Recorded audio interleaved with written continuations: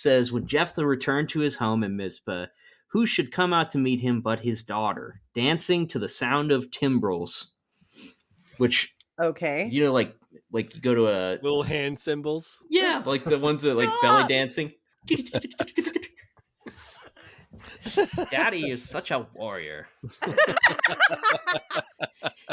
You fight good, Daddy.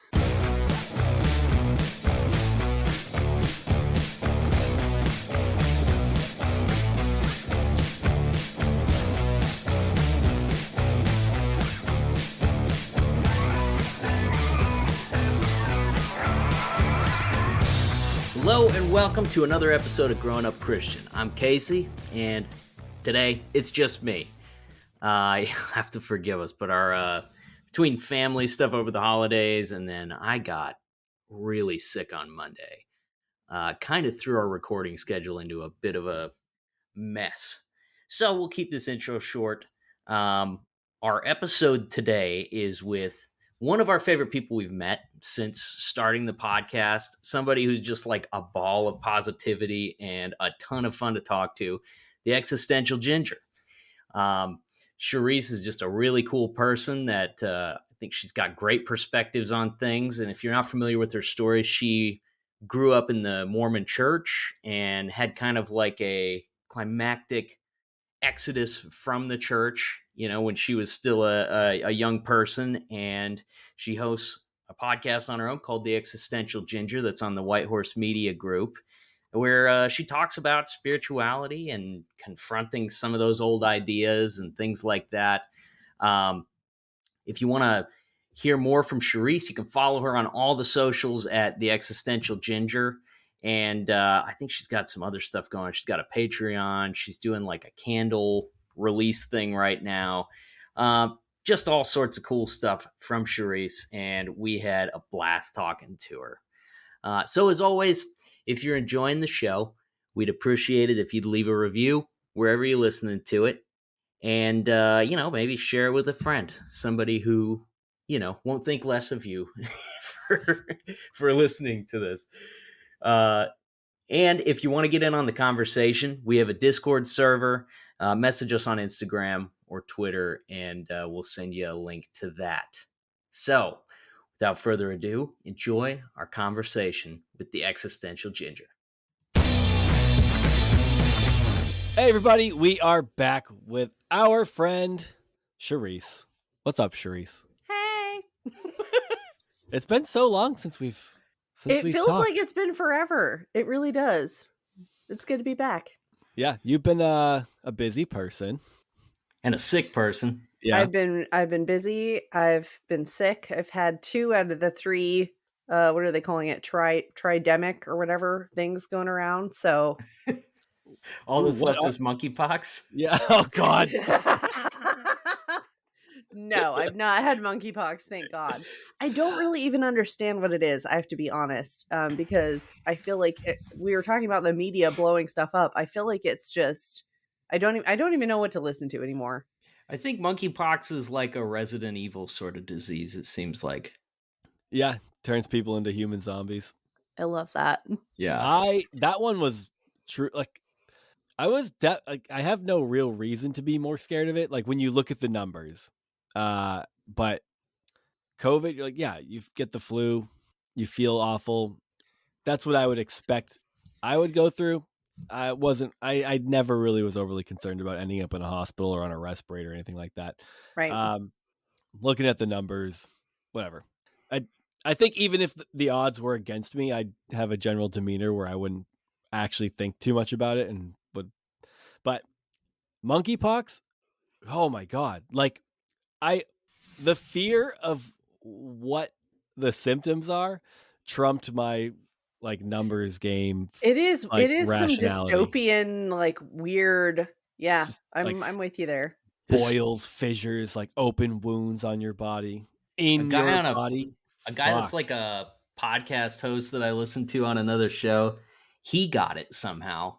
And he called into the show like this past week and was talking about it. And he's like, this is like the most pain I've ever experienced. He's like, Oh, his hands were just covered in like blisters, and it sounds terrible. Like it's such an awful thing.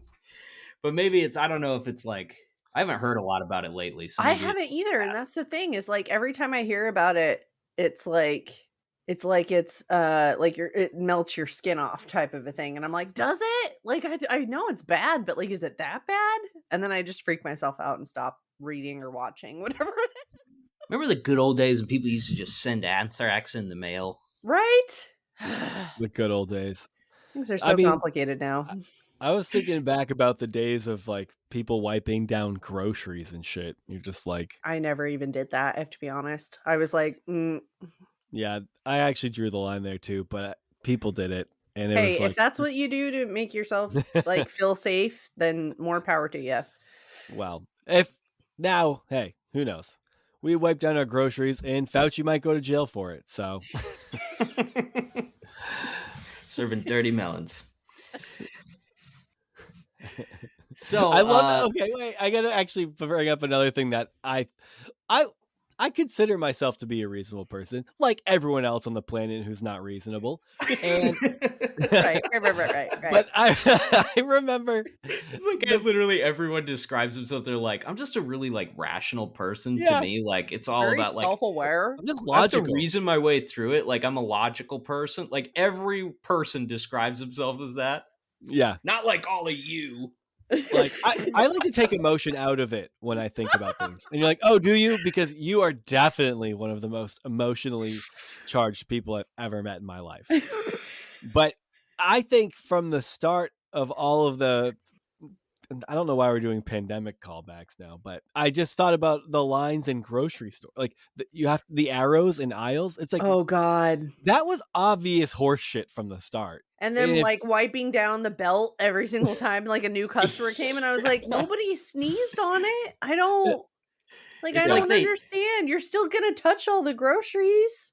it's like they took the hardest jobs to care about and made them worse for the people who do They them. really Yeah. did. They really it did. made them worse, but then like at least for like what, maybe 180 days, they got like all this praise from people like, oh my god, they're just essential, they're essential workers, and we need to really like, we should we should do tips, we should tip them, which would be funny actually. Like when you looked at all the essential workers, if you walked into your grocery store and you saw a what's the square, it's like anytime you see basically like a Oh. square device or anything like that, you go, okay, I'm about to tip for shit that I Yep. have never Yep. had to tip for in my life before this. And it's, if you put all those in grocery stores, everyone who praised essential workers would be like, what the fuck is this?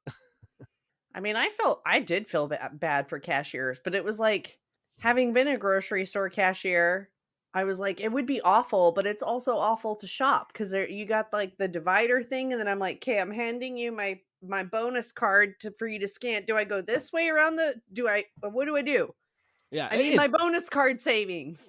do you understand how difficult it is to talk through plexiglass? Come on. And then if they're handing you your receipt, it's the same thing. They're like, oh, You're an essential worker. over here. I'm an essential shopper. You need me You're as trying to much keep as this I need economy you. afloat. I'm doing you guys a favor because those PPE loans aren't going to pay for themselves. Oh, wait. They did. Oh.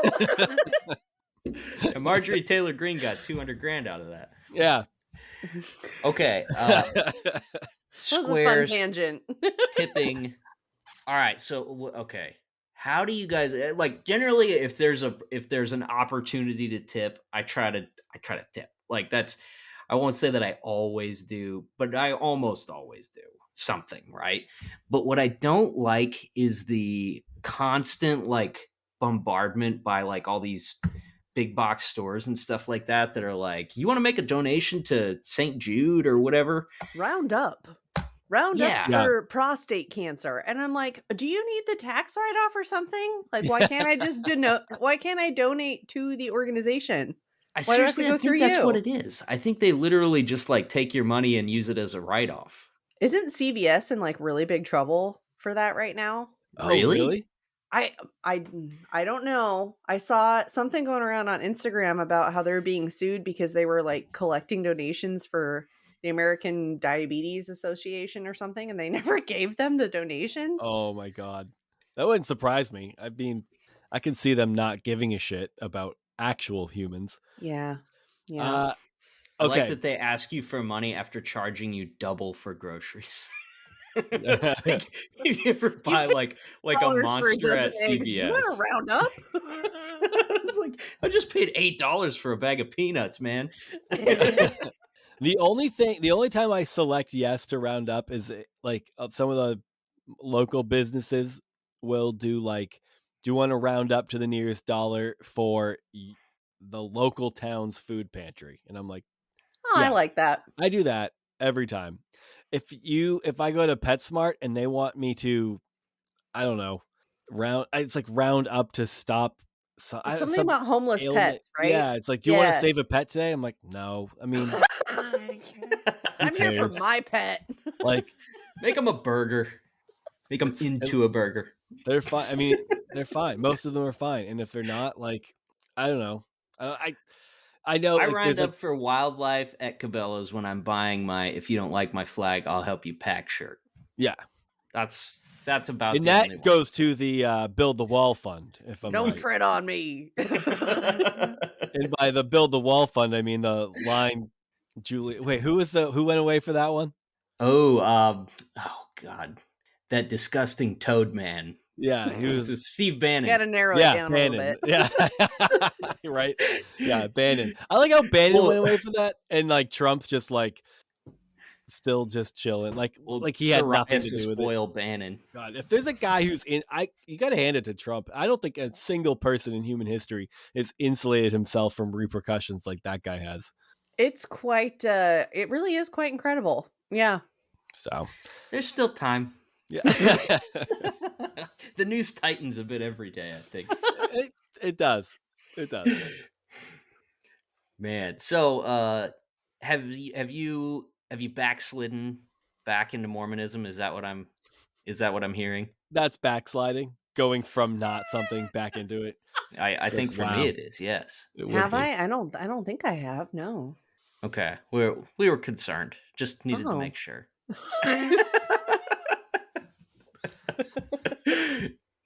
What would make you think that? The braids, really, specifically the braids. I mean, I'm wearing a shirt that says coffee on it. That's a big no-no in Mormonism. Oh yeah, I didn't even think about how that's an abomination in and of itself. We could only see the top part of it, and I think I wasn't sure if the bottom said the coffee will send you to hell, but it doesn't. It just says valid shop underneath it, I guess. Yeah. So, what percentage of like Mormons under the age of 50 would you say drink coffee or soda or whatever? Like, because that's an easy rule to break. Like, is it a lot? I don't know. I think it's changed a lot even since I was a devout Mormon. I think there's more people taking like a buffet approach to the religion, which, hey, kudos. Yeah. But when I was devout, I mean, nobody I knew drank coffee. Soda, really? Yes, but coffee, no. But not soda with caffeine. So Barks is out. Well, you can drink caffeine. Yeah, it's a common misconception. It's a common misconception. Okay. I've been misconceived. I don't think that's the right way to say that. But nope, not at all. But what's the stigma around coffee? So there is a scripture that was revealed, air quotes, to Joseph Smith. Yeah. Revelation from God to Joseph Smith, where God tells Joseph that hot drinks are not good for the belly. Somewhere around, so someone interpreted iced coffee seems like the obvious loophole. Help me here. So someone along the way interpreted that to mean tea and coffee, and then the Mormon Church has literally come out with like articles that are like, just in case you're wondering, iced tea and iced coffee still not okay. But, load up on those energy drinks. And I think Utahns, because there's a lot of Mormons in Utah, drink more soda per capita than probably any other state in the United States. Like instead of there being like coffee shops on every corner, there's soda shops. Like you go and get like a Dr. Pepper with like coconut flavoring in it, and they charge you $4. And, like, the Really? line is like wrapped around the corner. Oh, it's a Casey's thing. like, oh, I cannot wait to Dude, visit. I could get down with that, honestly. It's so weird, and it never made sense to me as a Mormon either. I really, really do think it's just one of those, like, they say jump and you say how high type things. Wow, I Yeah. am floored. So okay, I don't get it. I actually because Well, it's what just like define hot. it's like the evangelical thing with alcohol. It's like, well, is it strictly forbidden? No, but you shouldn't take chances. Can you drink hot chocolate? Yes. What Hot the chocolate. fuck? It Nothing makes sense. no sense. It makes zero sense. I know. And I remember trying to explain it to people, like, when I was devout, and I was like, yeah, I don't really know. But the Lord knows everything, and maybe it's going to be revealed that, like, coffee is really bad for you or something. As I'm, like, sipping my third Red Bull for the day, it's fine. Wow. I This is feel a like game changer for me. I cannot wait to tell people about this.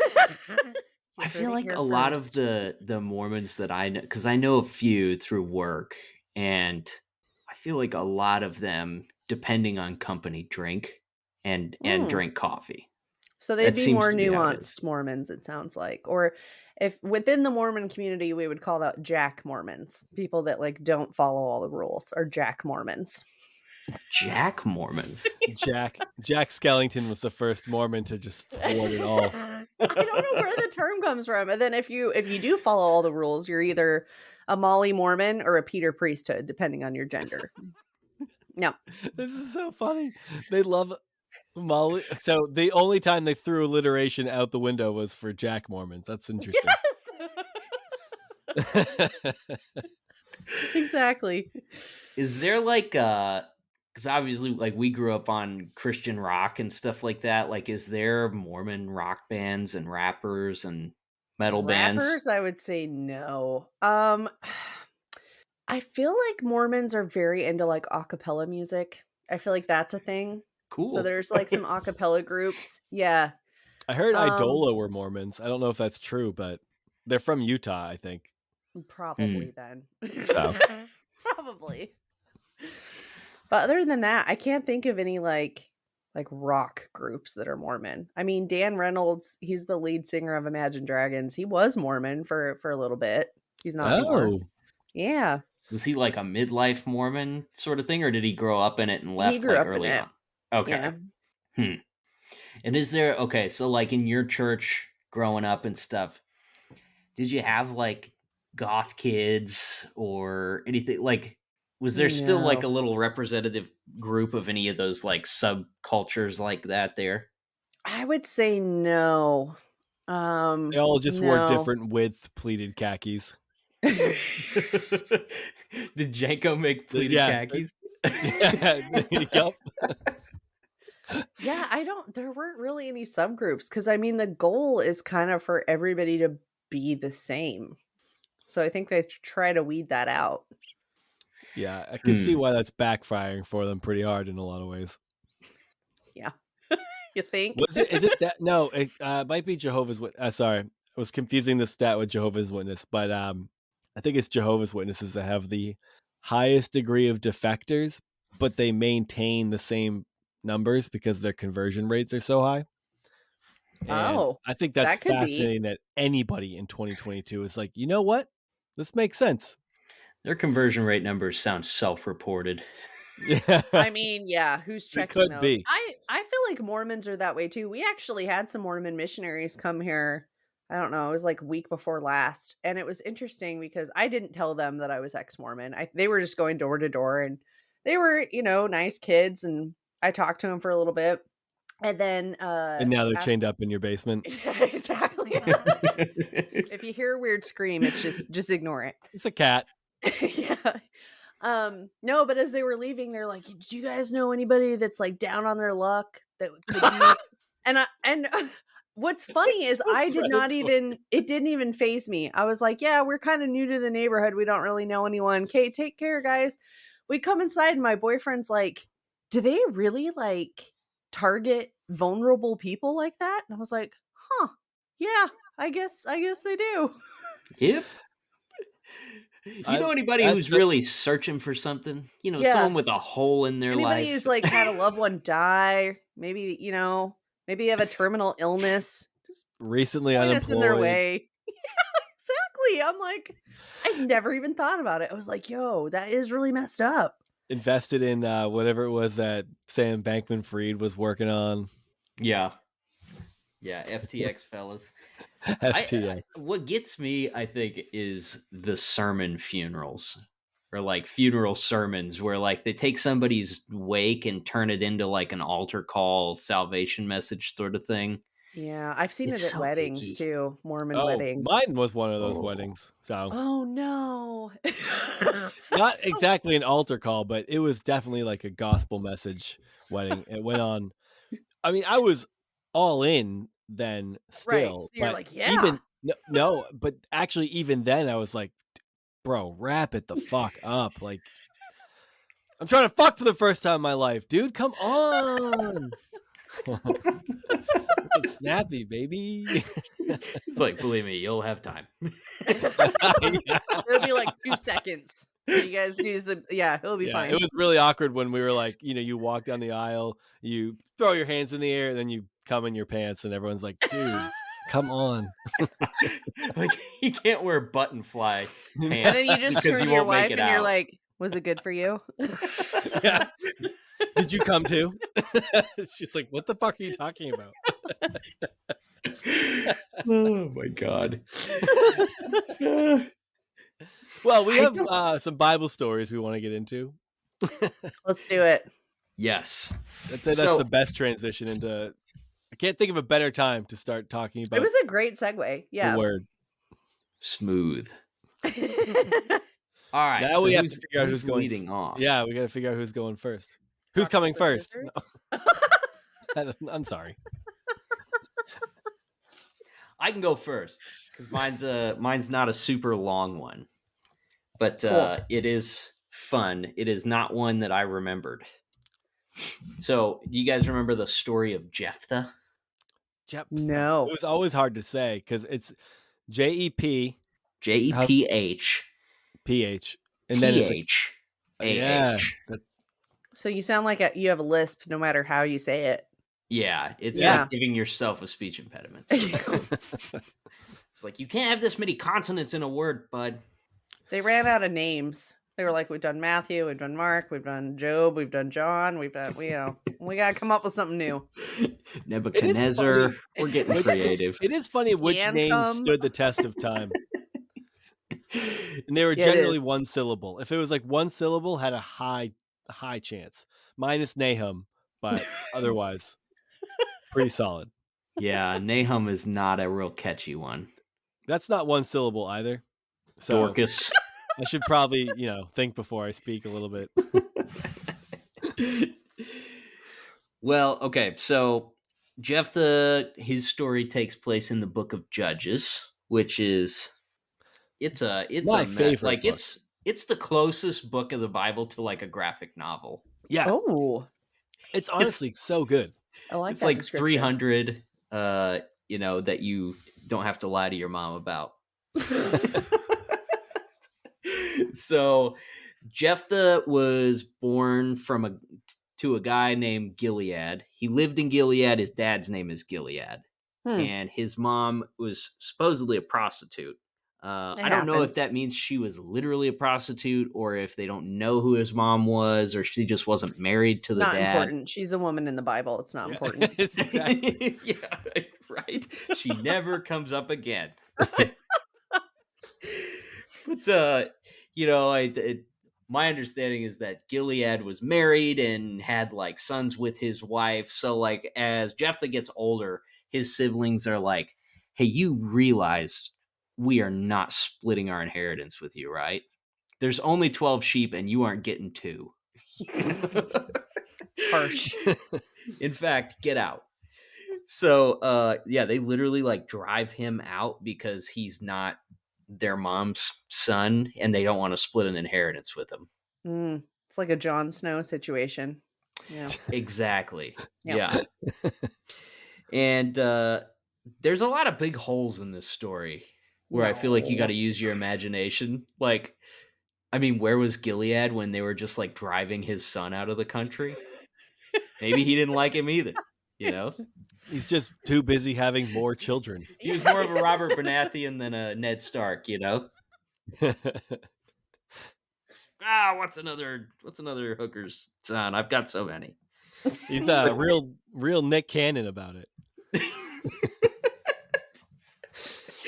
So he leaves, and the funnest thing about this is it says so Jephthah fled from his brothers and settled in the land of Tob, which is Tob didn't catch on either. I don't know Sounds any pretty. towns named Tob.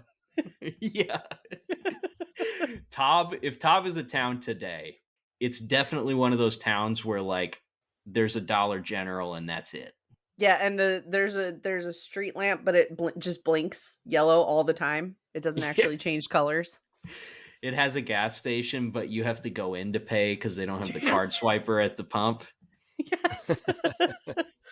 And they're not going to give you a receipt until you go back in. Getting heated. Some people don't need to claim their gas, so it doesn't matter if you get a receipt or not. You privileged Yeah, that's fuck. true. That is a degree of privilege, I guess. Yeah. So it says that he settled in the land of Tob, where a gang of scoundrels gathered around him and followed him. Ooh. The Tob City Rascals was like their gang name. Hooligans. Is that going to be, should we all get matching tattoos? The Tob Hooligans. Yeah, and Tob literally life. like that's all they say about it. Like there's just like this giant section of his life that they say nothing about until his brothers like come back and ask him to like come be their king. Wait, what? What happened to? Yeah, what? The similarity between that and Joseph is like the brothers. Not, I guess they didn't ask Joseph to be their king, but the irony of was this the youngest? Did you say it was the youngest brother? I don't think it explicitly He's a spells bastard. out. That's all we know. Okay, Yeah, but that does seem to be a theme throughout the Bible. It's like bastard sons or youngest. It's always like the other underdog, is like the one who like shows up ruling over everyone later on. So I think that's kind of funny. I feel like he leaves and his gang of scoundrels is like an elite fighting force full of muscle-bound dudes that, you know, the government hires to go in and kill an alien that's hunting villagers in a remote jungle. Wow, you've thought when a lot I think about of scoundrels, I think of like 1600s British poverty. It's like, I think of the bullies on A Christmas Story. I love The rude ginger kid. Yeah, yellow has like eyes. the evil laugh. So I knew a kid growing up who anyone who had seen A Christmas Story, it was unanimous. This kid looked like Scott Farkas. That's his name. That's right. That's his name, Scott Farkas. He was the little one, right? No, he was like the what is this line? He's like, cry for your mommy, cry. He like keeps saying it over and over again. But he's he like the redheaded kid. Dude, I knew a kid that looked just like him. It was uncanny. That movie really captures like the bully energy though. Like it kind of gives you that uneasy feeling in your stomach that you had when you like had to deal with those kids. Where they don't really do anything like overtly violent. They're just douchebags. Yeah. But I'm scared of them. Hardcore. Yes, absolutely. That was the bully I had. I mean, he wasn't a real bully, I guess, but I was I would have been maybe in first grade, and my school went to 6th grade. So I was like a 5th or 6th grader that was like would antagonize my brother and I on the bus, and it was like he didn't say much. I think the worst he ever said was just like, "Sup, shit, man." And you're like, cool. Like, not a big deal. And he was just witty. Had an asshole face though, and it was like one time we would like complain about it though, and my dad got on the bus one day and berated him, and whoa, that would definitely get you arrested now. But he got a call from the school, and they're like, "Look, you can never ever step on a bus again." I Stay stand home by and that. mail his family anthrax. What? My dad and I have some pretty severe disagreements these days on certain things, but if there's one thing that I think we see eye to eye on, it's that was a fucking baller move. That is awesome. Well, okay, so he and the hooligans, they meet up, they're hanging out. Doesn't really say what they do, but I'm guessing there must have been a lot of them because at some point, the Ammonites are fighting against Israel. Must be invading, raiding, whatever. And it says the elders of Gilead went to get Jephthah from the land of Tob. Come, they said, be our commander so we can fight the Ammonites. Like, what has happened to facilitate this move? Like, is everyone else dead? A lot of missing details. The Ammonites killed literally everyone. Does he have like really special skills that weren't mentioned that make him desirable for? It doesn't say. It's like much like wrote this. The details of his mother apparently is unimportant. Yep. Whoever wrote it was like writing to an audience where they're just like, these guys will get it. They'll connect the dots. Yeah. Like your Sunday school teacher can literally just be like, well, he's the main character. They know. Oh, they knew he was going to be the main character. God called him, obviously. I mean, I haven't seen an animated Bible movie about him, so is he really? You guys ever watch those Screen Rant pitch meetings on YouTube? No. They are so funny. But it's like it's this guy that he pretends to be pitching an idea for a movie, like whatever movie's out right now, to an executive at like a big company. And he'll ask him questions like that in the pitch meeting, and he'd be like, so, why would they go and ask him about this if they haven't seen him in all these years? And he just always responds like, I don't know.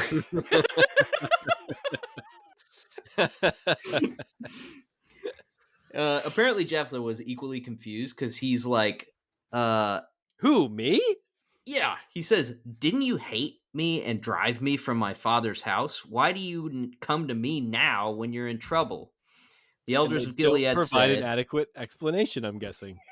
No, they literally don't even give one. They're like, nevertheless, we are turning to you now. Come with us to fight the Ammonites, and you will be head over all of us who live in Gilead. AKA, we want you to die first in battle. I mean, it kind of sounds like it. Yeah. Yeah. You can't argue with a nevertheless, though. You can't. Yeah. It's a good word. Nevertheless, ignore all that shit. I mean, it's in the past. Wasn't that? I mean, you're alive, right? Stop being a fucking bitch about it, dude. It's not like we killed you. That's what Sam Brakeman-Fried's going to say like 300 times on the stand. You're going to be like, did you know that you shouldn't be pulling money out of your company like this? He's like, nevertheless. Nevertheless. Like, okay. Make sure. Got it. We got it. So Jephthah, his first move is like, okay, I'm just going to connect with this guy. I'm going to open up a dialogue with this Ammonite king. And so he sends him a message and says, what do you have against me that you have attacked my country? And the guy basically says, like, this used to all be my land. You guys came up from Egypt. You took my land. And then is this America talking? Yeah, I was going to say. Right. Conservatives versus liberals. Like, why do you hate my country? You're like, it was my country first. I didn't. The only thing that they detail in this Bible in this story is just this long letter that he sent back where he's like, actually, we came from this and that and stuff, and we talked to he's this a well guy, actually guy. Okay. Yeah, literally like this rambling answer, like basically like, no, we won't support a two-state solution. Nothing. And then it just says like, it's like this huge letter, and it says, the king of Ammon, however, paid no attention to the message Jephthah sent him. Just like left him on red. He just sent him a TLDR. All that effort. Yeah. So the Spirit of the Lord comes upon Jephthah. He crossed Gilead into Manasseh. The Spirit of the Lord feels a little bit face. predatory. Yeah. On his glasses? Yeah. When I'm concentrating, I have a tendency to stick my tongue out a little bit. So hopefully that wasn't the case for him. I was literally talking to a guy this week. His family does a lot of mission stuff, like down in the Amazon region, and so he's been down there several times. And they do like this big Bible camp once a year, and all these villagers come out from all over the place. And his family like runs the medical services at this thing, right? Mhm. Family doctors, there's doctors in the family and stuff. But he's like, yeah, he goes, I did medical care stuff down there too. Like, you what? And he's like, oh yeah, dude. He's like, there's not many rules. So he's like, I stitched up a dude's taint. No. Oh, wow. Like, what? He goes, yeah, this guy came in and he had this huge like cyst on his taint, and he's like, I had to lance it and then stitch it. Yo. And he said it squirted all over his arm. Oh my god. It's like do you think that was like a bet? Like the indigenous people were like, let's see if we can get this stupid guy. Let's see if he'll mess with the thing on my ass. It's there. Look deeper. Yeah. No, I swear. That would be the best. Just push on it. It's fine. Is it popping? Does it smell? It smells? Oh, God. Yeah. Just like the the pina colada pump at the soda shop, So Jephthah goes to battle. He's off to a good start. He's whooping up on the guys from the Ammonites. And at some point he says to the Lord, he says, if you give the Ammonites into my hands, whatever comes out of the door of my house to meet me when I return in triumph from the Ammonites will be the Lord's, and I will sacrifice it as a burnt offering. It was just where did that come from? Mm-hmm, mm-hmm. Like, where did that idea, why did that pop into his head, of all things? That comes into play in a second here. Yeah, I actually remember where this is going. Of course. So he beats up on the Ammonites, kicks the crap out of them. Once the battle's won and he's headed home, says, when Jephthah returned to his home in Mizpah, who should come out to meet him but his daughter, dancing to the sound of timbrels, which, okay, like you go to a little hand cymbals. Yeah, like the ones that like belly dancing. Daddy is such a warrior. You fight good, Daddy. And he said it's his only daughter. He doesn't have any other kids. This is his only child. And it says when he saw her, I think he's the only person in the Bible who doesn't have like 15 other kids. Yeah, what's up with that? Dude needs to go to a brothel. Right? Where are his concubines? Yep. It says he tore his clothes and he cried, "Oh no, my daughter, you have brought me down and I am devastated. I have made a vow to the Lord that I cannot break." And she replies, "My father, you have given your word to the Lord. Do to me just as you promised, now that the Lord has avenged you of your enemies, the Ammonites." Which is, she's a team player. So it's kind of more of a suicide. Kind of an Abraham Isaac thing going on here. Yeah. Yeah. Yeah, he doesn't exactly like speak up like midway through though. Yeah, he does. Lord does not intervene this time. Well, it's a girl. She's disposable. You're right. I wasn't thinking about that. She doesn't have a name. Yeah. She doesn't. They don't mention her name. She has like lines. Not important. Just lines in the story, no name. Yep. If this is a play, it would be just like daughter number exactly one, or whatever. I guess it's not number one. It's just I played the daughter in the play of Jephthah. I have it on VHS. Resume. We can watch it. Let's watch it. So she says, "But grant me this one request. Give me 2 months to roam the hills and weep with my friends, because I will never marry." Oh, she's not weeping. Yeah. Yeah. Not from her eyes, at least.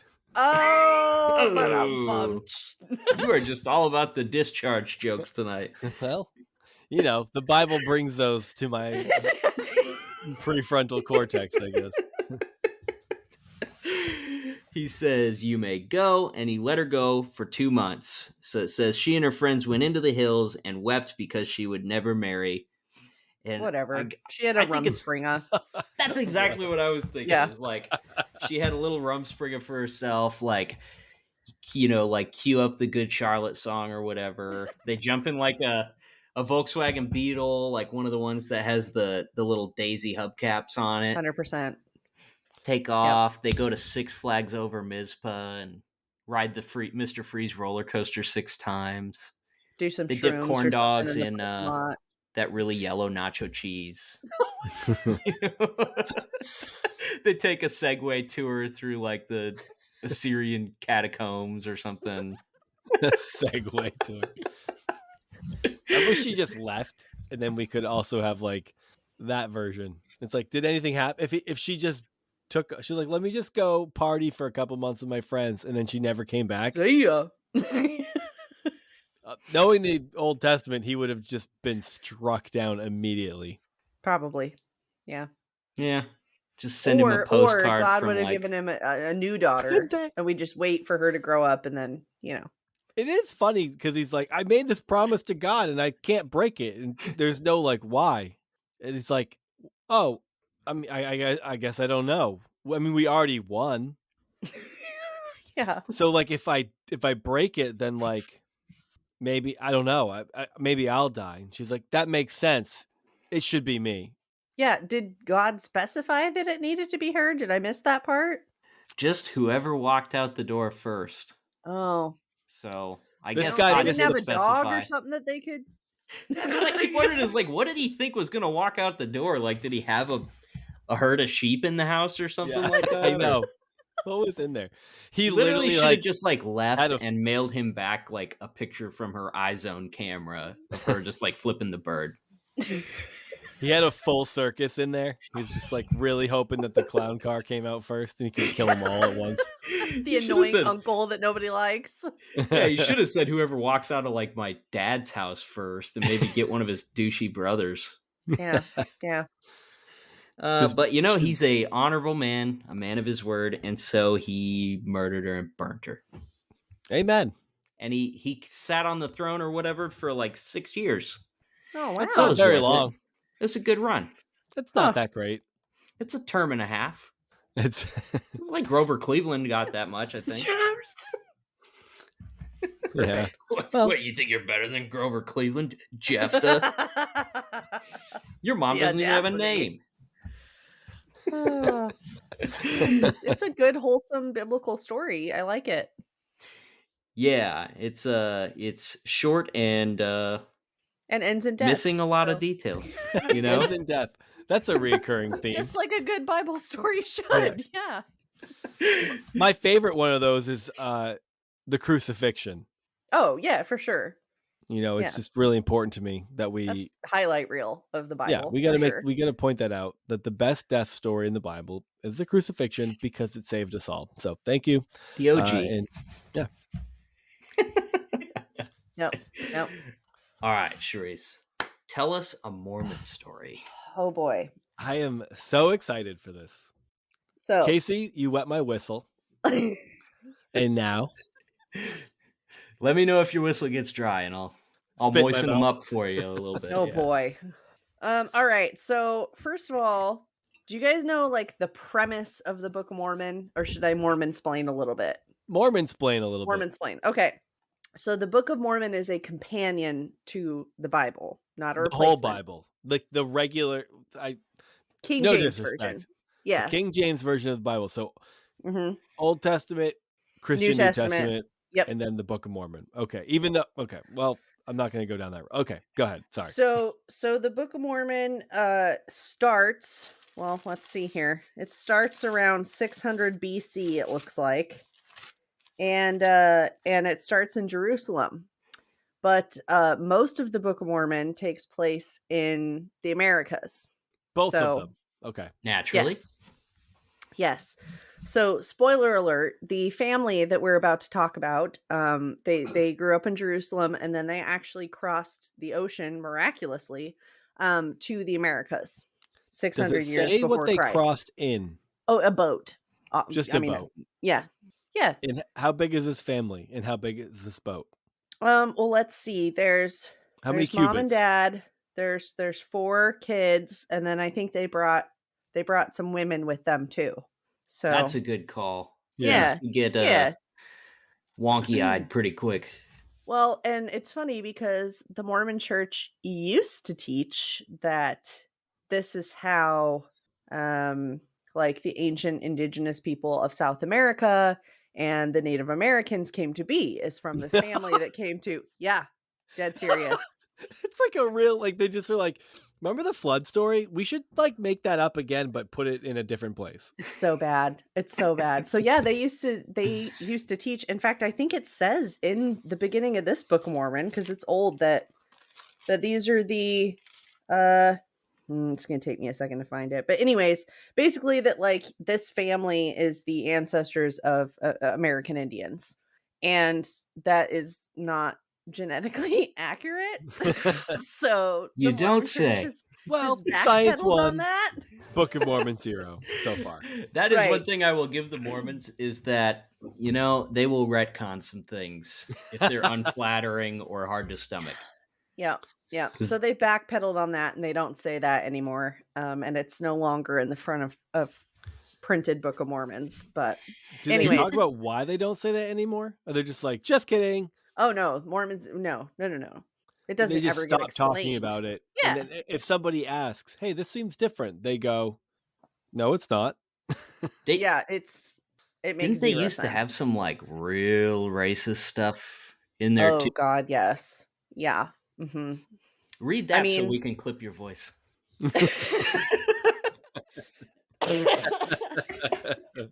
It's bad. And I knew some of it in the Mormon Church. Well, I knew the Mormon narrative versions of it, but it's pretty bad. Brigham Young was incredibly racist.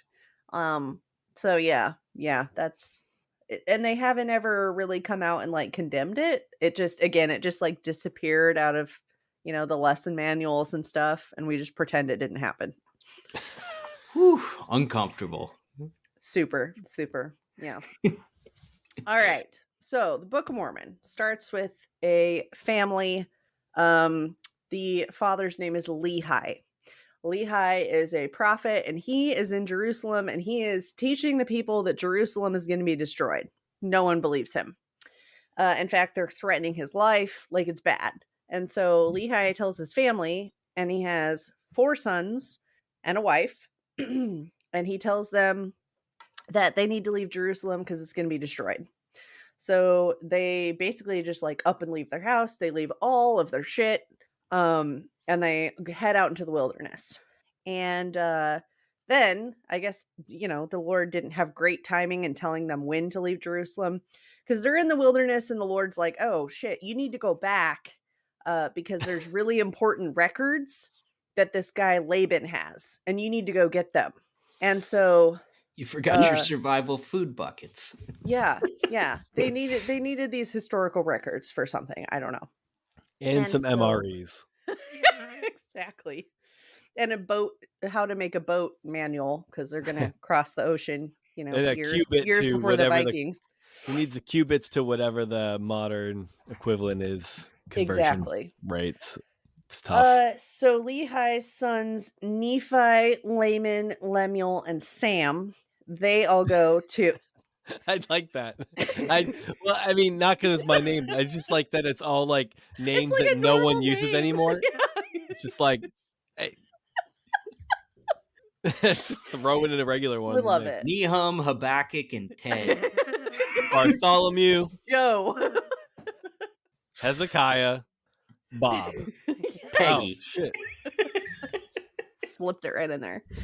So they go back to Jerusalem and they go to this guy Laban, who I guess is just like this really he's just really rich dude.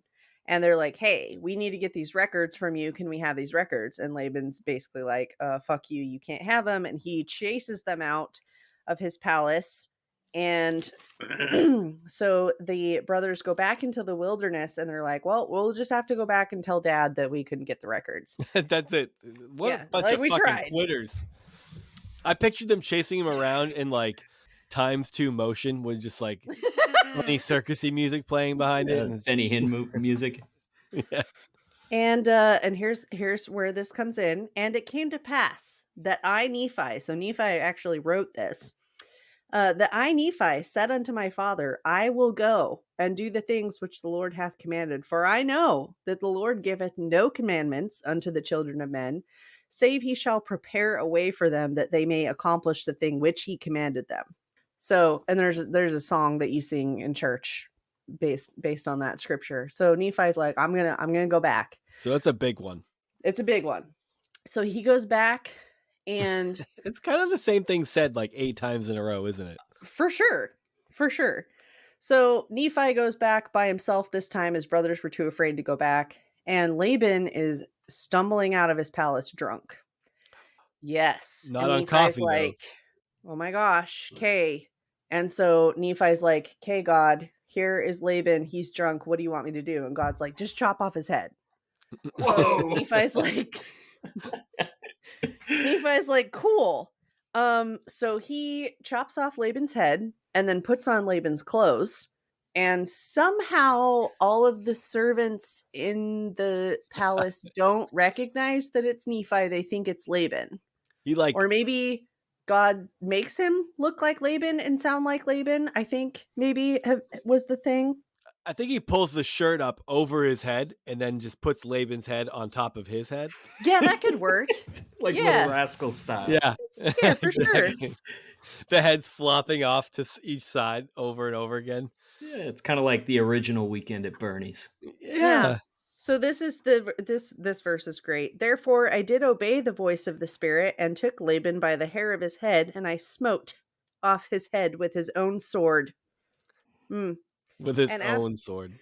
Yes. And after I had smitten off his head with his own sword, I took the garments of Laban and put them on my own body, yea, even every whit, and I did gird on his armor about my loins. That's like, I could hear a guy who, like, you know, he works at a convenience store and it gets held up at 2 a.m. and he manages to use that guy's gun against him and stop the robbery. It's like the exact same thing that person would say. Yeah. Minus maybe the garments part. I could never pull this off because, like, no one wears clothes my size. I'd have the pants rolled up like 6 times to get them up over my shoes so I'm not tripping on them or whatever. Well, unless the sword was really hot, I would think there would be quite a bit of blood. So was he just wearing bloody clothes and like went in like, hey? Yeah, that's a good point. I kind of wondered about that. Old Joseph didn't think about that when he had his head in the hat. When he was revealing things. Yeah. So Nephi goes back and he gets the plates, and as he's leaving, there's this guy named Zoram. He recognizes that it's not Laban. And this is my other favorite part. Nephi, who of course wrote this, is a very humble man. He says, and now I, Nephi, being a man large in stature and having received Trump. being large in stature and also having received much strength of the Lord, therefore I did seize upon the servant of Laban and held him that he should not flee. And long story short, Nephi takes the plates and the servant guy, because he basically tells the servant guy Zoram, he's like, hey, you can come with me and my family. We're escaping because Jerusalem's going to be destroyed, or I can kill you. Like, what do you want to do? And Zoram's like, oh, I'll come with you. Cool. So, this giant covered in blood that has you around like by the throat. He's like want to come on vacation? Yeah. And then Jaws from GoldenEye. As I think of.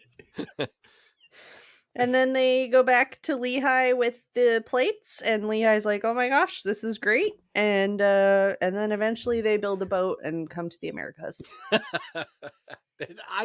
Thousands of years before the Vikings. Isn't that cool? I like it. Yeah. I can take that story. Yeah. I I was just just like listening how to a thing where they were talking about how like there's there's like a growing pool of archaeologists that think that like the Carthaginians may have like made it across the Atlantic to South America. What are the Carthaginians? They were a country in northern Africa that made Rome mad a couple of times. But you've heard of like Hannibal. Yeah, yeah. Hannibal that marched on Rome. Yeah, so he was a Carthaginian general, and Rome killed all of them and destroyed their city like to the brick. Like wiped them off the face of the planet. Yikes. And there's archaeologists who think that some of them fled and made it to the Americas. They were like a seafaring people apparently, and I don't know that it's like like that they fled. They think that they may have like had like a trade route going across there.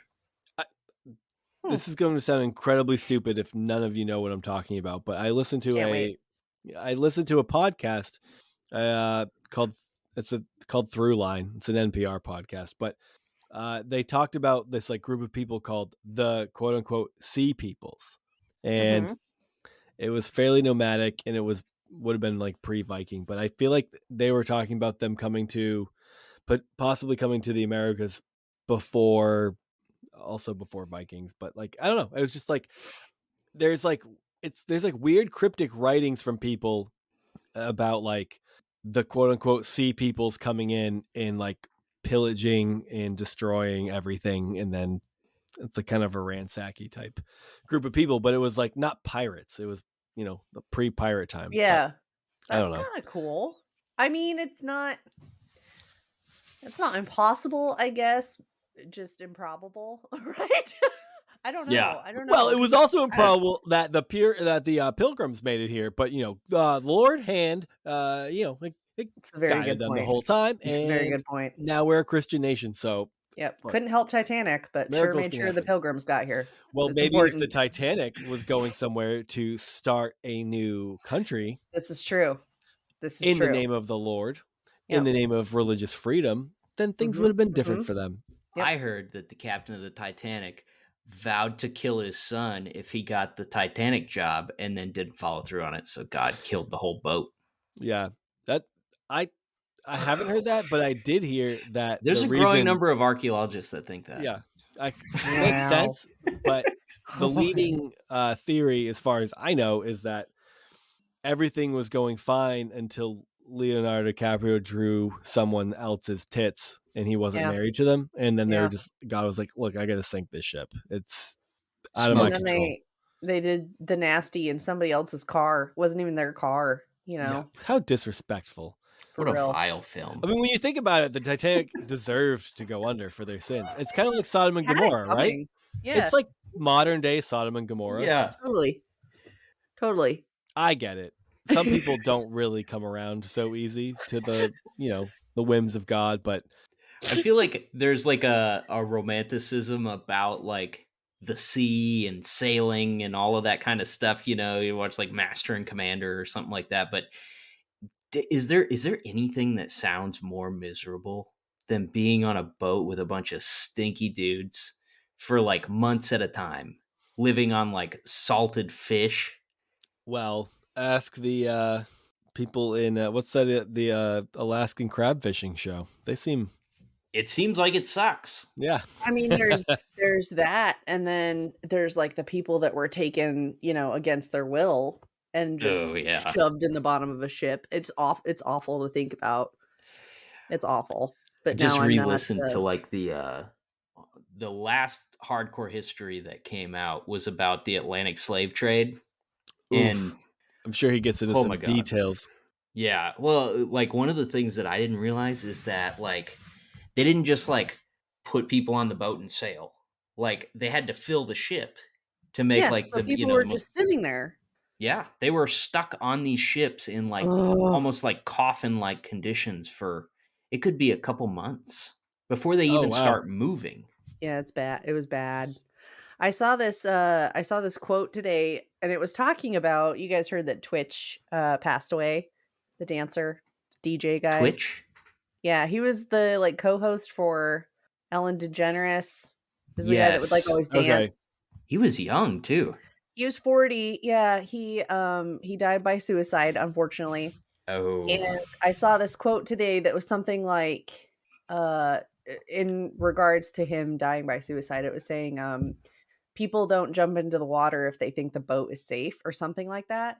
And so it kind of reminded me of that, like, because there's so many people that would just like jump off the boat if given the opportunity. And it's like, well, yeah, what else are you going to do when the alternative is going somewhere that you don't want to go and doing things that you don't want to do? Ugh, it's awful. yeah. It's like just the most barbaric and awful things. Well, on that note, You got a fun story? I do. So, okay. Abraham and Abimelech. I don't know what made me think of this story recently, but God, it's fun. And there's three different not versions, but there's three different similar stories in the Bible. Now, Abimelech's a name that didn't make the cut long term. It didn't. Abraham did, but my next pet will be named what is it? Abimelech. Abimelech. Just rolls right off the tongue. So there's a really good cat name. There's a great plot twist in this story. You don't really see it coming. Now, do I get right into it and start reading, or do I provide some prefaces to the three stories? The stories three. I like a little context. All right. So there's a story of reoccurring of people claiming that their wives are their sisters. Does this ring a bell to anybody? What? It's like, we're going into this new area, and this is my wife, and she's total 10. And if I don't tell this person, the king or the ruler of this area, that they're my sister, they're going to notice me waltz in with this total specimen and be like, oh, we should kill the shit out of this guy. And so this wasn't like a fun pet life sort of thing. No. They're like, they're worried about their lives. They're like, we're going to be murdered, and that person's going to steal them and be like, this is now, they live in my palace now. But if I say I'm that person's brother, well, then they'll be like, look, your sister's hot, and I'm going to take care of you. I mean, I don't see any reason to do anything different. Like, so I don't really get perfect sense. The point is, they really, really, really respect certain boundaries. They're like, husband, dead, brother, I got you. I don't know why, but that's just the way the world worked back then. And if you have a problem with it, take it up with your Lord and Savior, Jesus Christ. This is the second time this happens. The first time is just not as interesting. We find out a little bit more in the second time, but the first time Abraham tries to go to Egypt and was like, oh, we're going into Egypt, and they're going to notice that you're talking to his wife, Sarah. At that time, she was Sarai. It's cool that she has a name. Yeah, she does. And her name also gets changed. I like when the metamorphosis thing happens and you get a new name. I like when that happens in the Bible. I think we need to bring that back. So whenever people accept Christ as their personal Lord and Savior, you have to change your name. I think we should do that. You're ending your yay phase. Can I be Sharona, like the song? Sharona. Yeah. My Sharona. Because it's close. It kind of sounds the same, but not quite, which seems to be the pattern in the Bible. So I think it'll work. I'm Samathan, if I get your name. Has anybody ever called you Shar? Yes, I can't stand it. Call me Reese. That's fine. That's the name I give to Starbucks. They'll fuck it up anyway. But... Yeah, they will. Oh, but what the fuck do they do to Charisse? Oh, I don't even attempt it anymore. Yeah, I imagine normally they put like Christine or something, and I'm like, Charisse. This is Christine. You're like, Starbucks. Okay, so call it 6 times, and then they're finally like, who got the one that's just pumps? Me. Pure sugar. Who's milk? Pure sugar. Can I have a spoon? You're just I'm an ex-Mormon, and I'm just going wild right now. I love it. Whenever I'm out of cream, I just hit a Starbucks drive-through window and be like, "Can I get coffee with cream and no coffee?" And they're like, "What?" Just like, "All right, sure." Yeah, like extra cream, no coffee, extra cream.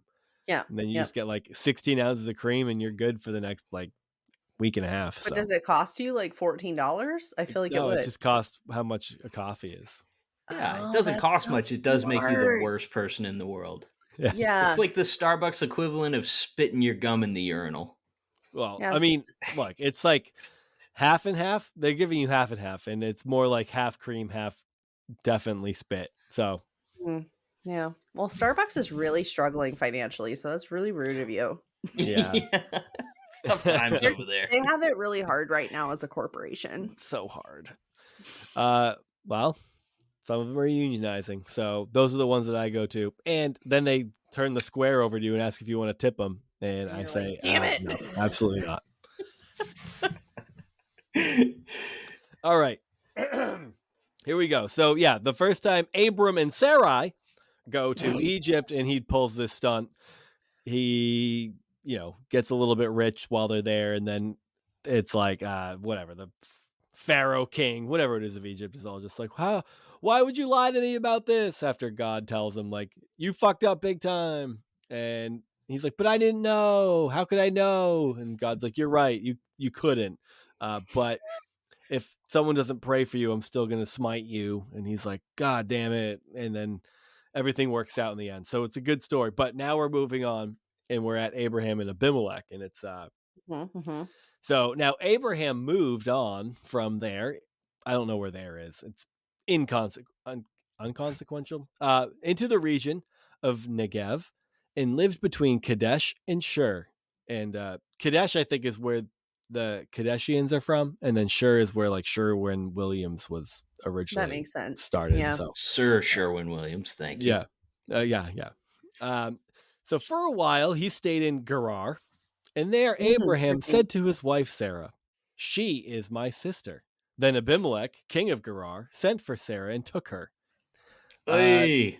Like He took took her biblically? See, that's what I was thinking. Just wait for it. But God came to Abimelech in a dream one night and said to him, "You are as good as dead because of the woman you have taken. She is a married woman." And Abimelech was like, in a dry dream. yeah. Abimelech's all like, you would destroy an innocent nation? He's the one that told me that's my sister. And didn't she also say that he's my brother? I've done this with a clear conscience and clean hands. And then God said to him, Oh, his yes. hands are not clean. Yeah, well, he goes, God says to him, "Yes, I know you did this with a clear conscience, and so I have kept you from sinning against me," which means he doesn't know her biblically, which also sounds insane. Also, I like that he didn't sin against God for having sex with Abraham's wife, but the whole part of like the general practice of taking a woman into your palace is just like, no, that's not a problem. Yeah. The problem is Abraham's my prophet, and that's his wife, even though you didn't know it. Right. It sounds like biblical author doing like loop-de-loops to try to keep Sarah pure in the story. It's important. Also, when did God stop intervening to prevent affairs? I'm just curious. That would have been really nice. No, generally never, only when it's his prophets. And that prophet can't be Hosea, in which God made all of the infidelity happen. Oh, that's right. He only intervenes on behalf of women with names, so that rules out a lot of people in this time period. Good call. So God's all like, "Look, I kept you from sinning against me because you were innocent, so I'm not a complete asshole. That's why I didn't let you touch her. Now return this man's wife, for he is a prophet, and he will pray for you." Apparently. This is what I also love this. It's like, it's return this man's wife, for he's a prophet, and he will pray for you, and you will live. God's talking to this guy and is all like, "I kept you from sinning against me because you didn't know. But see, here's the area where my hands are tied. I can't actually not let you die unless Abraham prays for you. So hope for the best. and we'll see where this goes. Man, talk about a cock block. Yeah, Yeah. total. How do you suppose biggest. he kept him from touching her? You think it was like it was a Yep. bra strap that he just couldn't get undone, or Yeah. It's like the remember the beginning of 40-Year-Old Virgin? I think so. He's Steve Carell in that, where he's just like can't get the bra off. That was one of the most uncomfortable scenes Oh, that of movie's so good all though. time. When he keeps, it's like woman after woman. It's like he cannot get her bra off, so he's like stretching it and tugging at it. It's fucking horrible to watch. Been there. Sometimes it's like picking a lock, and you can't see. You like run to the kitchen, grab a pair of scissors, and you're just like, "Ka-ch." I do like the idea of him just like trying to get busy, and there's just like a little piece of fabric is stuck in the zipper of his fly, and he can't get his pants off. Yeah. Yeah. God works in mysterious ways, He doesn't. He does. And we will see that there are more mysterious things that are about to happen. He in talks this to story. almost nobody, but he did talk to this pagan king Mm-hmm. to save him So- from destruction. Yep. After God tells him if he doesn't return her, that he'll absolutely die. I've heard the words "you will surely die" before. I'm trying to remember where. So then, early the next morning, Abimelech summoned all of his officials, and to explain to them what happened. So then he calls Abraham and is like, "Why did you do this? How have I wronged you that you have brought such great guilt upon me and my kingdom? You have done things to me that should never be done." And I like that the conversation between them is just like, "Abraham, you've done this to me." It's like, dude, you stole somebody. You took a person and we're like, "You're mine now." And he's like, "How could you do this to me, Abraham?" Yeah. And Abraham looked at him and he rubbed his fingers together. He said, "You know what that is? That's the world's smallest Victrola playing 'My Heart Bleeds for You.'" So then he goes, Abimelech asks Abraham, "What was your reason for doing this?" And here we go. Abraham replies, "I said to myself, there is surely no fear of God in this place. They will kill me because of my wife. Plot twist. Besides, she really is my sister. What? What? Really? The daughter of my father, though not my mother. And she became my wife." Oh. So this is where we You'd see be marrying people if you came out of the same ball bag. It's this is the origins of that incest porn that seems to be such a big deal It's a big these thing. days, Yeah. especially in southern areas where Southern Baptists are prominent. Coincidence. The Rust Belt. They do love their sisters in Christ. Oh, that's so strange. This happens 3 times. Yeah, I actually have a kind of fun explanation for that from the a particular, what is it called? The Jewish encyclopedia. The Jewish encyclopedia has kind of a fun thing to say about it, which I think is genuinely neat. Anyway, so what was your reason for doing this? Yeah, she's actually my sister for real, and I just happened to marry her. And when God had me wander from my father's household, I said to her, "This is how you can show your love for me. Everywhere we go, just be like, this is my brother." And if they try to take you to bed, just like go with it. Yeah, go for it. Don't rock the boat. And then ask if your brother can watch. He's a real Falwell energy. Real Jerry Jr. vibes. Oh. So Abimelech brought sheep and cattle and male and female slaves and gave them to Abraham. So also that's nice. Part of the problem. It's like, look, you can't fuck this guy's wife, but you can give them slaves. Also, those slaves, he's definitely going to fuck some of them because he does later. Remember that story? Ishmael. Remember Ishmael? He fucked a slave and got Ishmael.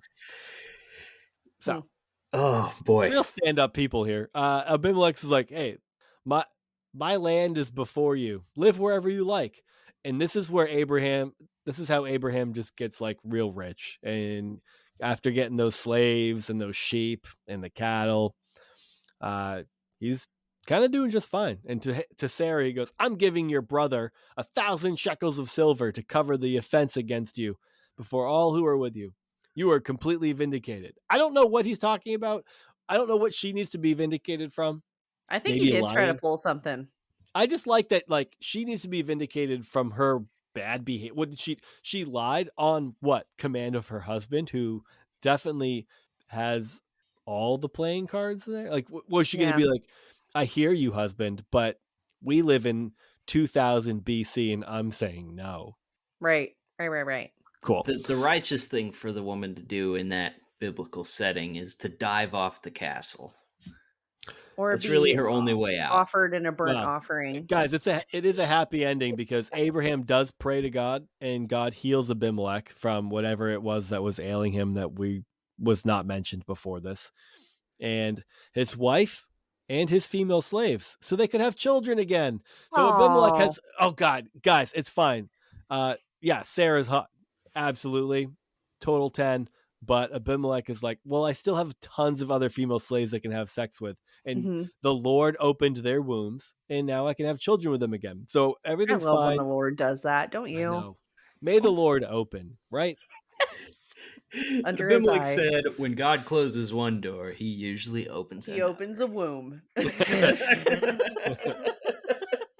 So the Lord kept all the women in Abimelech's household. Sorry, getting ahead of myself. Everyone's good. They can have children now. And we find out in the very last sentence of this chapter that the Lord had kept them from having children, kept them from conceiving. Now, it kept them from, it's an interesting way to end this, right? Wait, he Like, opened their wombs, but they couldn't conceive? no. So I think what's so weird about it is it's like God's like, "How could you do this?" And he's like, "I didn't know." And God's like, "I know. Abraham will pray for you and you won't die." And then it ends with, well, his wife and his female slaves could all have children again because the Lord had kept all the women in Abimelech's household from conceiving because Abraham's wife, Sarah, because of his wife, that bitch. How could she? Women are God so gets up to selfish. some really petty stuff at that point in time. Yeah. But also then Abraham's son Isaac, there's a story about him also saying that his wife is his sister. I think I do remember that one. Yeah. But yeah, so I don't remember that one. to just be a little serious about it for a second. This is what I think is cool about like the Jews versus the Christians. They just have a much more reasonable, like, Christians. I remember reading that story as a kid. Like with my parents, like we as a homeschooled boy, I remember asking my mom why he would lie about that. What I don't remember is Sarah being his sister. So I'm wondering if my mom skipped over that part because that might have stuck. You know, I might have been like, Yeah. he fucked his sister. Yeah. Kids are very literal. But you know, what did the Jews say about it? So I'm getting to it, but we had Bible time. That was one of my homeschool classes, and me and my siblings would sit, and my mom would read it was like a chronological order Bible, and I very much remember this story and asking about why this would happen. I don't remember getting a clear answer. I mean, I was happy to accept that my mom didn't know, like she wasn't a Bible scholar or anything like that, so she was like, yeah. I probably got some simplistic answer and was like, I guess that'll work for now. But it is weird to think about just like reading through these stories and having these questions when I'm like 12, 13, and you're 14 maybe even. And you're just like, why are we reading this as a family? Yeah. Same with the Book of Mormon story. Like, I remember reading it as a kid or like learning the song about it and like, yeah, Laban's head gets chopped off. Cool. But we can't watch rated R movies. Yeah. Like, who was the chopper? Nephi. Nephi's got real Mordecai vibes. We just went through the book of Esther. Well, he is a man of large stature, according to himself. Don't forget. Mordecai he really sets himself up to look good in the Book of Esther. It's like got her name about it, but really the whole book is just like him like gloating about how good he is. I mean, I think that was just them like, we should probably have a book named after a woman, right? Yeah, we should. It can still be about a man, but we should at least name it after a woman. Yeah, you're right. It's like, I wrote this book. It's all about me, but we'll call it Esther. That's The so Book funny. of Esther, where Esther does what I told her to do. The Book of Esther, as told by Mordecai. Yes. She was so good at doing what I said. Now that's a good name, Mordecai. That could be a cat name. That's Yes. a really good cat name. It's a good Yeah, name. we've Mordecai's talked about that legit. too. It's definitely one that could make a comeback. Yeah. Okay, so the Jewish encyclopedia talking about this, this is the juxtaposition to growing up Christian. They feel like they need to kind of make sense of it all and be like, this happened 3 times because no one learns from their mistakes, and like you just see them scramble. But then the Jewish encyclopedia is like, from the point of view of the history of culture, these episodes are very instructive, but it is not very probable that Abraham would have run the risk twice. Moreover, a similar incident is reported in regard to Isaac and Rebekah. The recurrence indicates that none of the accounts is to be accepted as historical. Did anyone ever hear those words in Christianity? What? No fucking chance. All 3 are variations of a theme common to the popular oral histories of patriarchs. The women were married in the way, that women were married in the way here supposed is not to be doubted. The purpose of the story is to extol the heroines as most beautiful and show that patriarchs were under special protection of the deity. And that's it. They just explain the history away. They're like, this happened 3 times and it probably didn't really, but it's just giving you, it's like, it works with the oral histories of patriarchs of that time and communicates an idea and not necessarily a legitimate event. And that is something I never heard once in my entire evangelical life. It is hilarious that like, you think about what you can extrapolate from these stories and like how deep and interesting it gets when you think about it in those terms, that like, Yes. this is kind of like a parable that's trying to communicate a specific message, and this is what you can kind of glean from how they wrote it and what they meant by it, blah blah blah. Like so much more out of that than just like, well, look, Abimelech, he got the fear of God put in him and he answered the call. And that's the thing, is God, when we call out to him, he's willing to forgive us. And that's what we can glean from this story. And you're like, Right. I can It's just picture okay. somebody saying that over a pulpit. Now, I would love for a pastor to tell someone that his wife is his sister and then Yikes. see what happens and then be like, I was just following the biblical narrative. Right. I think it would go well. Just joshing.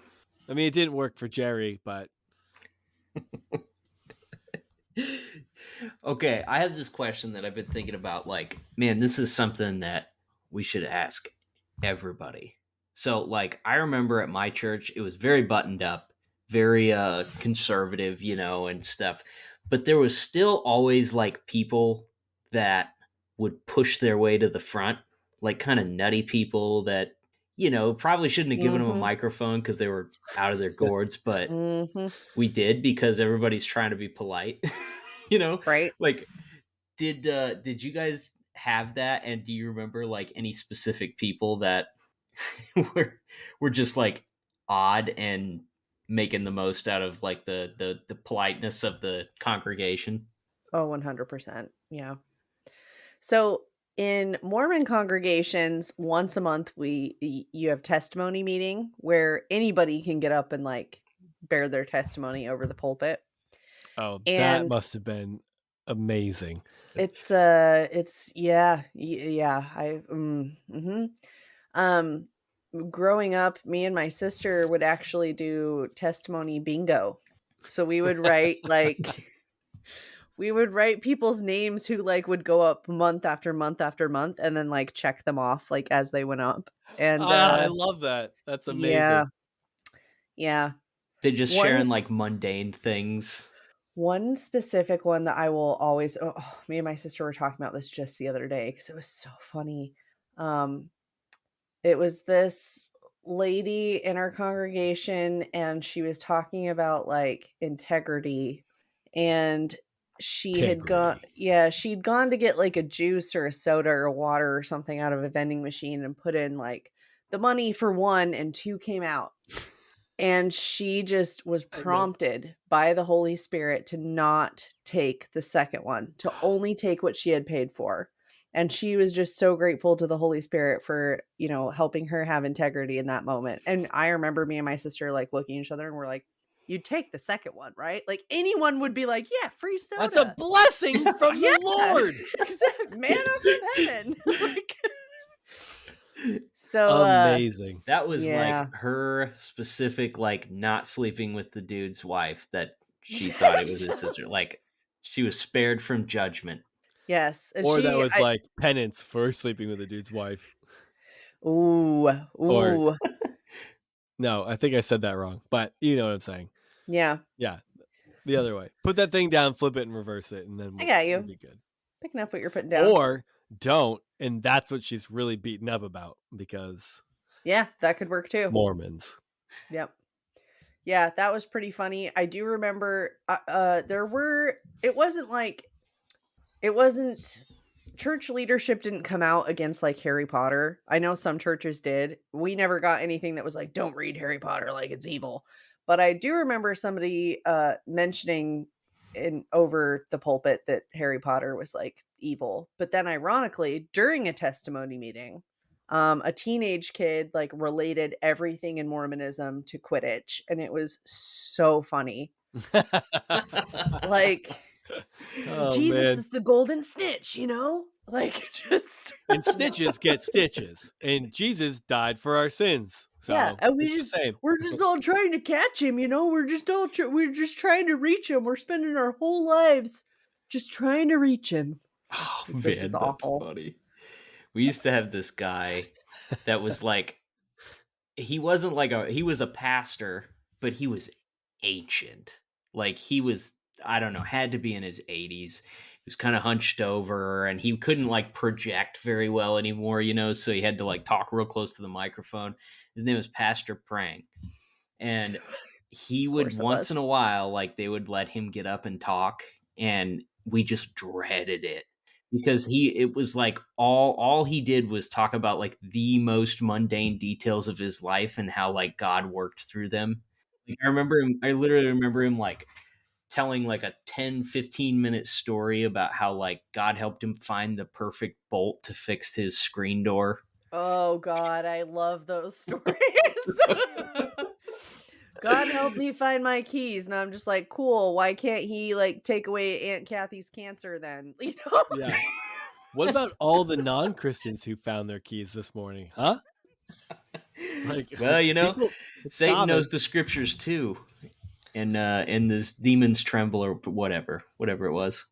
I can't think of many from my like later teen years of like the person who just made something out of nothing. There has to be some. I'm hoping if I rack my brain a little bit more, I'll come up with one. But I think I've even shared this one before. But at the church that I was at when I lived on Cape Cod, so I was 12, I guess. It was right before I moved, and we found a new church. But the pastor was like going through popular music and how like dark.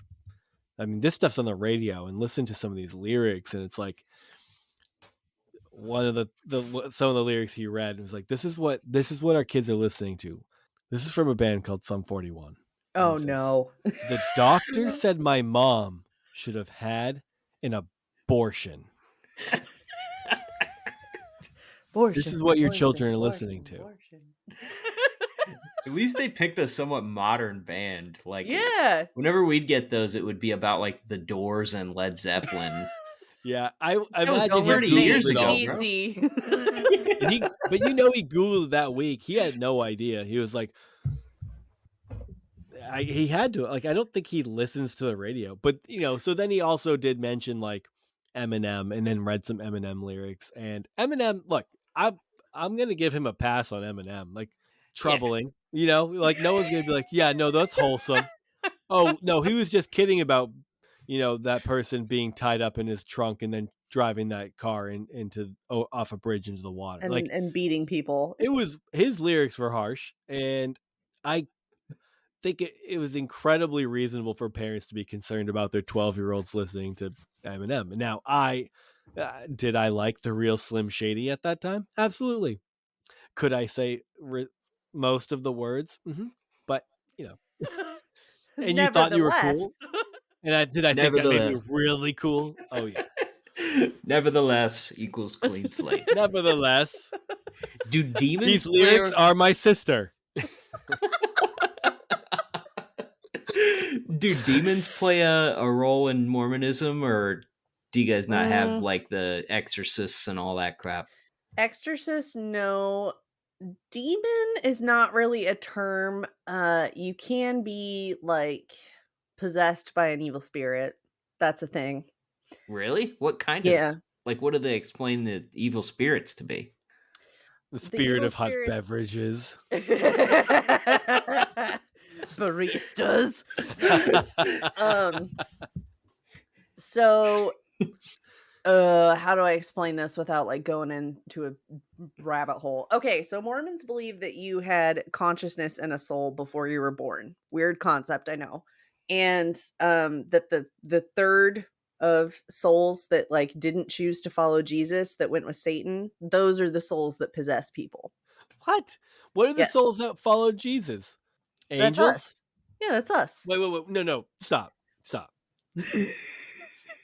The souls that followed Jesus pre-history, like pre-everything. We call it the pre-existence, Sam. Okay.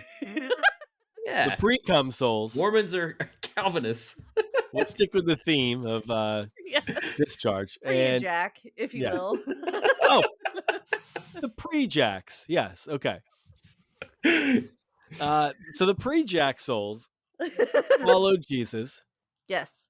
And those became humans, but the ones that rebelled became evil spirits. Yeah, they don't get bodies, but they can possess people. Mm-hmm. Okay. Mm-hmm. And a pre-jack it makes sense. that slightly rebels is a Jack Mormon. Exactly. Is it Jack? You got it. There we go. Okay. Wow. It's full circle. I get it now. I needed you to connect the dots for me.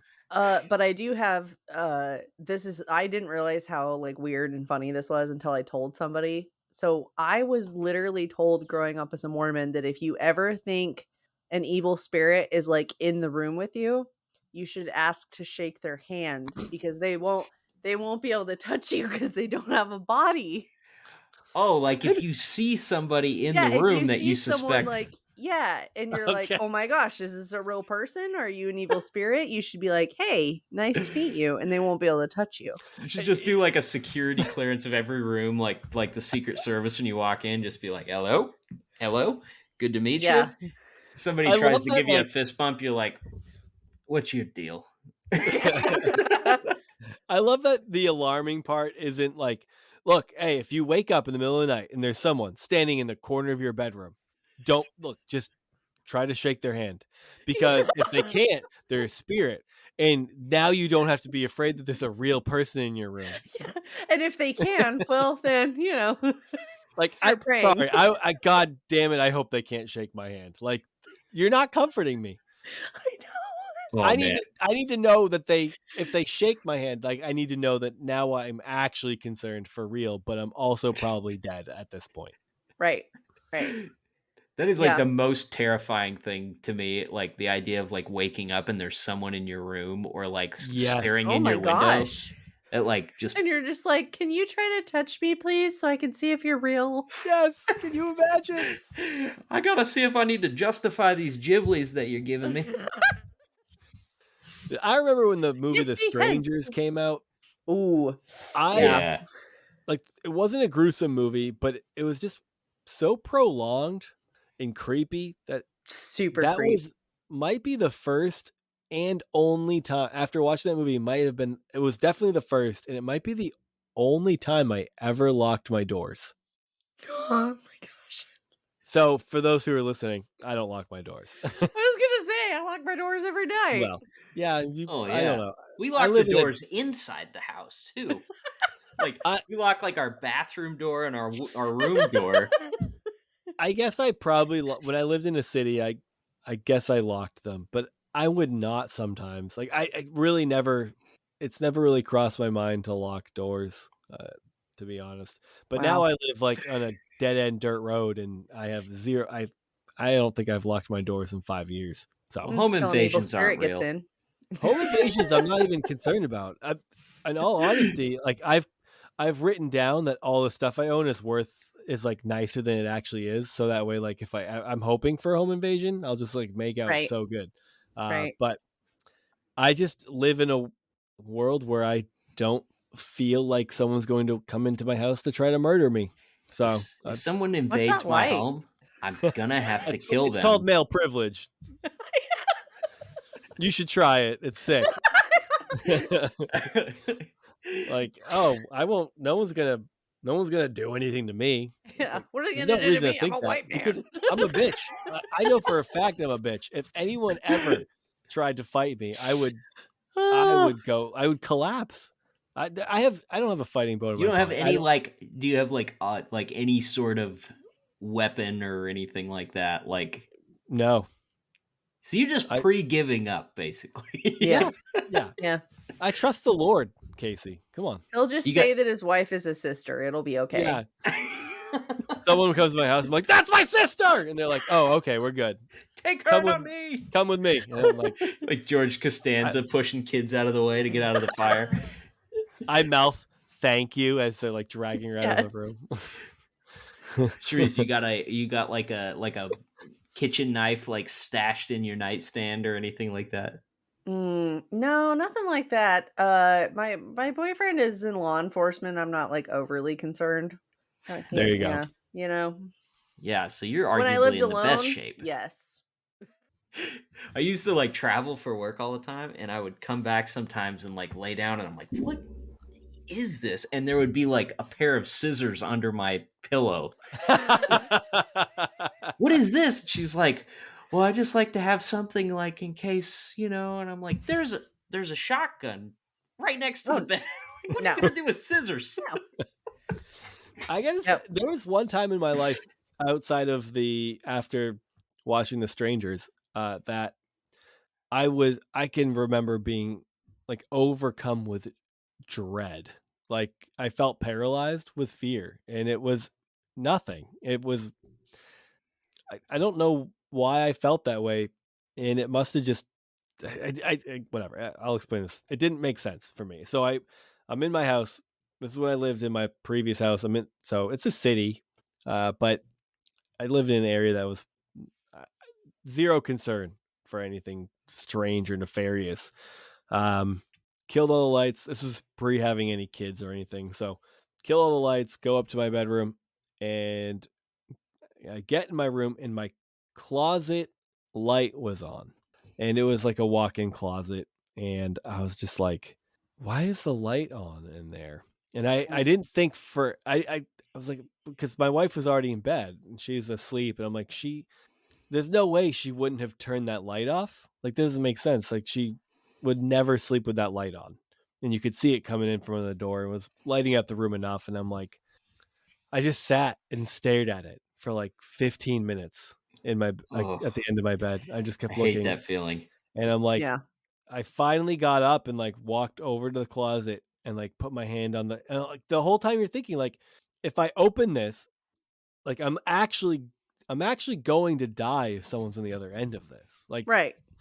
If I see somebody there, I don't think I even have it in me to do anything. I think in a true, like, life-threatening situation, when it comes to like fight, flight, or what is it? Fight, flight, fawn, Freeze, fawn. or freeze. It's like, I would be I'm a total freezer. I think that's what solidified in my mind that I am a freezer. I would open it and just be like, I would collapse.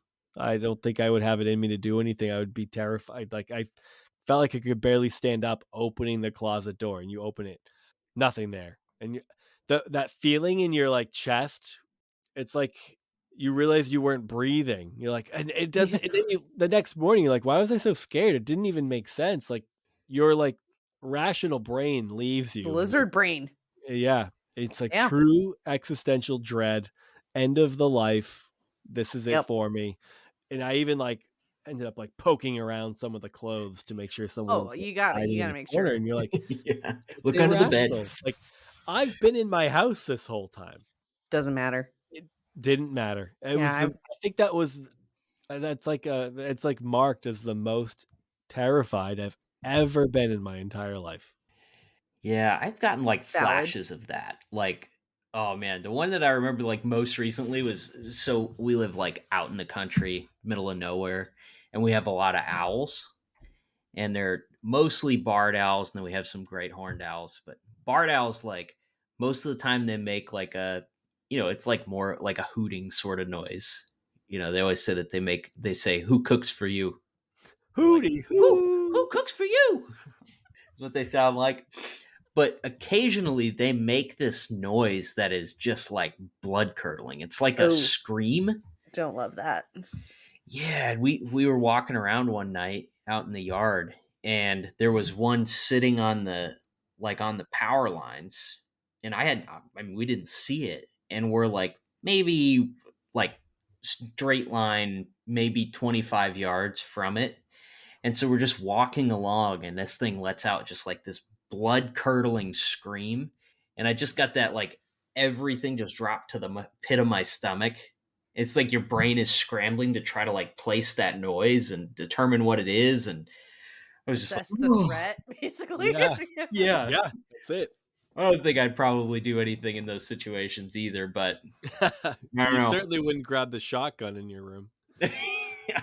You'd be like, here, take this, and you give it to the guy who's in there trying to kill you. We've had some like weird stuff over the years with like April's internet following.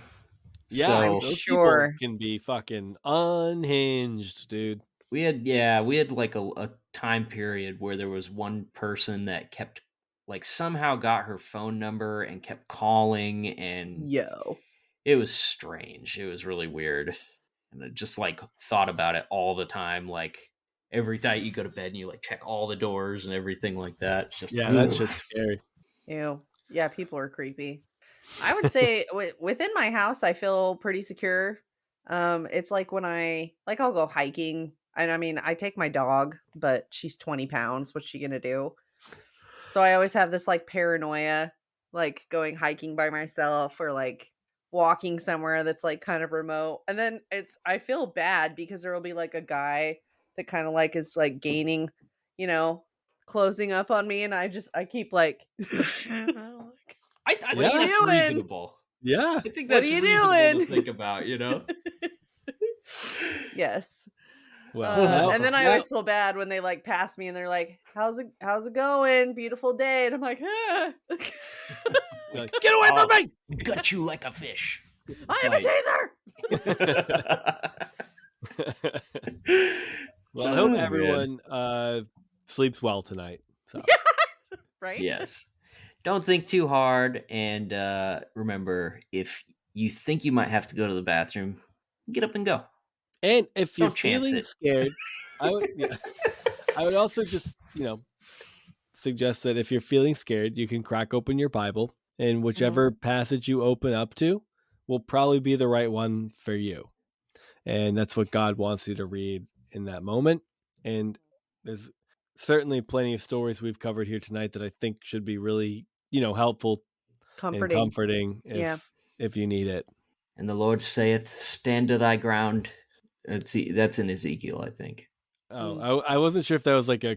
I didn't know if you're done. Yeah, I was expecting that to be one of those things where... Yeah, I was waiting for something profound. Yeah, the bit died in my mouth. Like, all God's people said? I was waiting. I thought it was that. Like, am I supposed to know what to say after this? It's like, And what is it? The Lord is good, and then people go all the time, and then the pastor goes all the time, and then people go, the Lord is good. Yeah, Yeah, that was one of the real? fun Is parts that of a church. real thing? We I- never did Oh, that. yeah. it was That's not. something like God that. is good all the time. Yeah. All the time, God is good. Oh wow. It's clever, really. I mean, it's like when you think about it's like Godception, where you're like, oh, it goes in a circle, and it's like, Yeah. oh, it's true. Okay, Yep. it's true because it's true because it's true because it's true because it's Infinity. true Yeah. because it's true, and God is a will. it works. Well, Charisse, I'm glad we finally got to hang out again. Yes. Thank you for coming. Thank you guys so much. Thanks for being patient with me, rescheduling a bunch of times. I'm glad we got to hang out. Yes, definitely Absolutely. glad Where can you're, people find you? Let's see. I'm on all the socials except Twitter. I did get rid of it. Yep. As the Existential Ginger, and that's the name of my podcast too. Come hang out. There it is. We should get rid of it. It's useless.